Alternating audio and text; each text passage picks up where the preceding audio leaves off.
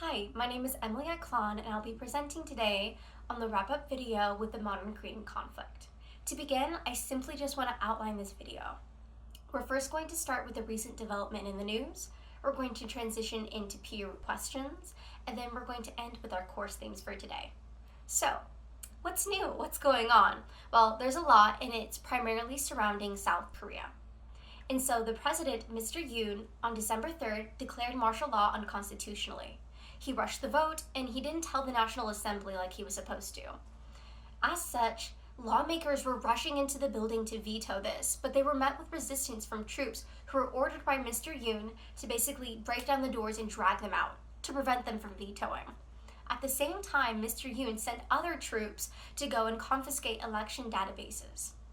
And that's because he said there was a systematic issue with the databases and they could be corrupted. And there was a lot of backlash and controversy around this, but eventually there was the veto against this martial law. He was arrested, he was put on trial and interrogated. Many people have wondered, why did he do this? And there are two primary floating theories. The first theory is that he did it for national security. There has been ongoing threats from North Korea, and there are allegations that they are doing cyber attacks, that they are stealing technology, and they are spreading disinformation about the government. And Mr. Yoon's administration has been trying to address these national security threats with no avail because they keep running into legislative gridlock. And so Mr. Yoon, according to his supporters, took it upon himself to declare martial law to combat this and to ensure their national security against North Korea.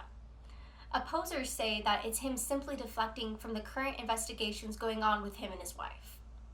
Regardless, martial law was vetoed, and last week, on April 4th, the Constitutional Court met, and they declared unanimously that he's guilty, that he did insurrect the government, or at least he attempted to, and therefore needs to face the punishment. He's impeached, and he will either be imprisoned or put for death penalty. And there are a lot of implications for this. First, the implication is that he's divided the country.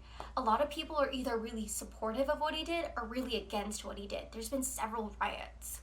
Also, there's a lot of political uncertainty and unrest. There needs to be a new president that's elected on June 3rd, so political parties are scrambling to find their candidates and to campaign for them. As well as, we don't know what foreign policy is going to look like. The next president in their administration could be really laissez-faire and focus on internal affairs, while others could be really aggressive and start provoking the North Korean government or could even start developing new military weaponry. And with that, we're going to transition into our questions. So, the first question is kind of related to that. It's about the likelihood of a full-out war blowing up between North and South Korea. And short answer is, it's unlikely, and I'll tell you why. First, as we mentioned in our new developments, there's a lot of political uncertainty and unrest in South Korea. They're in no position to instigate a conflict. As for North Korea, their hands are also tied. They're currently sending troops to Russia to help with the Ukrainian battle and integrating their armies. They wouldn't be able to fight a war overseas and at their own homeland. Furthermore, they're having issues with a declining birth rate, with a declining population, water scarcity, and malnutrition. Neither of them are in a position to start the conflict. So it could happen in the future, but I don't think it'll happen in a couple years to come. The second question is pertaining to the surrounding countries and how they perceive this conflict.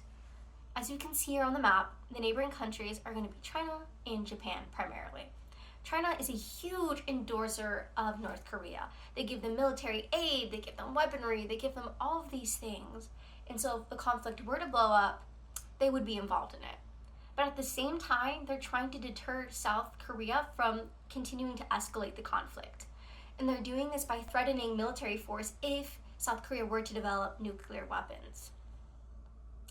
As for Japan, they are not a fan of this war. North Korea has been using their shared airspace to test their nuclear missiles and weaponry, and Japan feels threatened in their safety. They do not want North Korea to continually keep investing in this and for the conflict to escalate because they're in short proximity.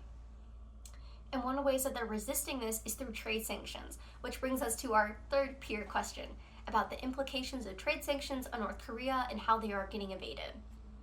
So, for North Korea, as we mentioned, the UN, United States, Japan, and Australia all have strict trade sanctions on them that they've continually made more rigid over time.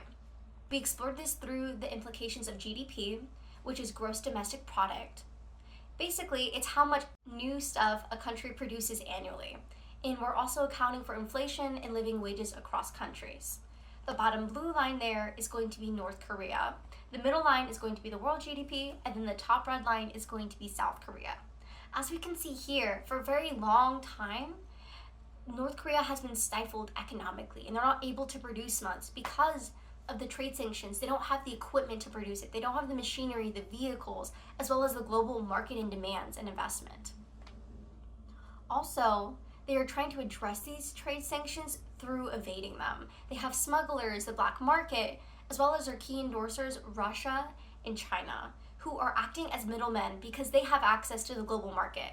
So North Korean industries can go through them to sell their products.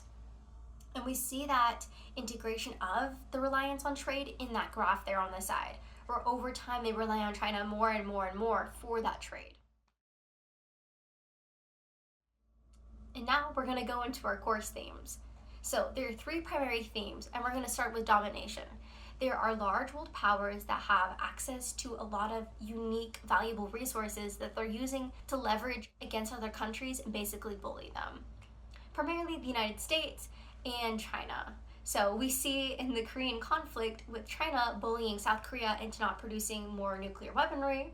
And we see in other cases in global conflict, like China and the Philippines, where Chinese coast guards are harassing fishermen, trying to deter them from using the water. We see the United States with tariffs against Mexico, trying to pressure them into more government action against illicit trade. We also see humanitarian issues. In North Korea, there are so many issues going on, like food and water scarcity with that lack of equipment. And we also see that in Carson's presentation. He talked about the water rights with the Nile and about how there are so many key players on conflict about it because they all want to feel secure in their water rights, that they're going to get enough. And so there's fear for water scarcity, for the economic impact of this. And there's also just fear around agricultural practices, that they have enough water to produce the food that they need. The third course theme that I slightly touched on with Carson's is going to be the economic implications. We explored that with North and South Korea having trade sanctions on each other, but also other partners having it on North Korea. We explored it a little bit in Dahlia's presentation with tariffs and how the US is using their trade relations in order to influence behavior. And even with the South China Sea, with China trying to secure that area of the sea because of its trade routes and the economic benefits it could have in the growth of GDP throughout generations. But all of these course themes are present in the previous presentations and also throughout the ones that we've seen in the entire semester, of the domination of powers trying to overcome one another, of humanitarian issues where people's livelihoods are being affected by public policy, as well as the economic implications. So with that, I just want to thank you guys so much for engaging well in my presentation. Thank you for your insightful feedback, and I hope you enjoyed this time. Thank you so much.